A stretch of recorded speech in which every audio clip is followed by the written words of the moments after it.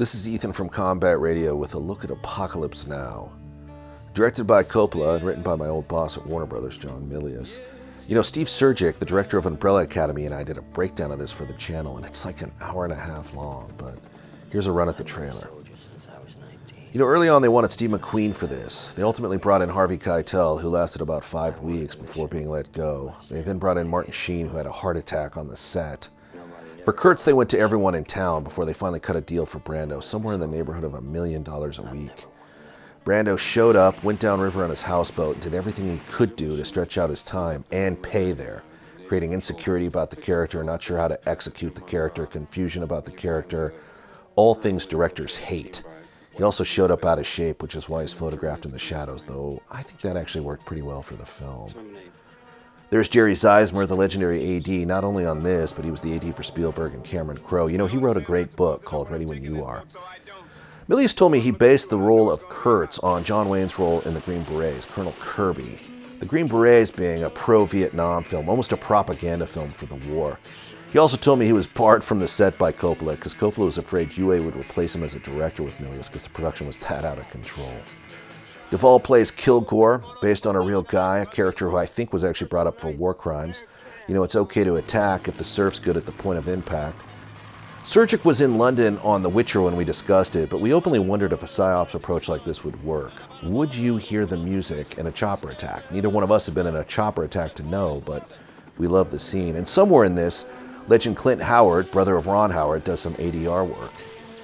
Milius also told me that the demolition team on this mismarked some huts, and one of the things they blew up was some innovative dive gear meant for this stunt when the car's blown off the bridge so the stunt drivers could stay under the water longer. Well, they didn't need it in the cut, they didn't have it anyway because it was blown sky high, but it's an interesting idea.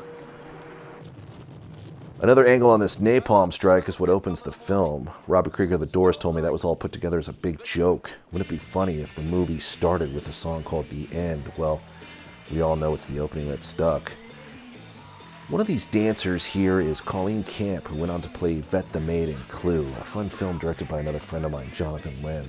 Anyway, the story here is Martin Sheen plays a SOG operator who goes upriver to terminate an American officer who's operating outside the lines of authority. Even though he's winning the war, the high command cannot stand the fact that he can't be controlled, so they sanction his murder.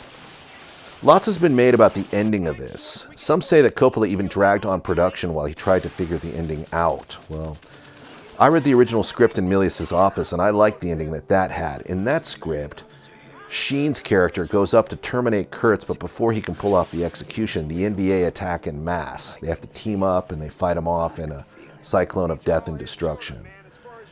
I'd heard Coppola didn't want to go with that ending because he didn't feel he could top the chopper attack earlier in the film, and honestly, he's probably right about that.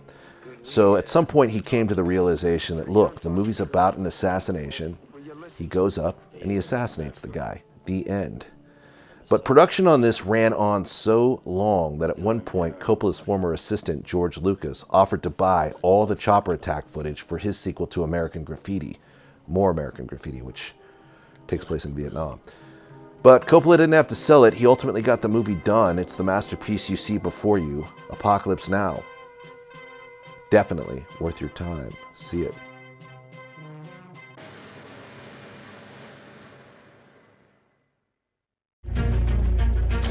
Your road to redemption is paved with tombstones. No quarter, kill all masters. Go to noquarterkillallmasters.com. Rated R.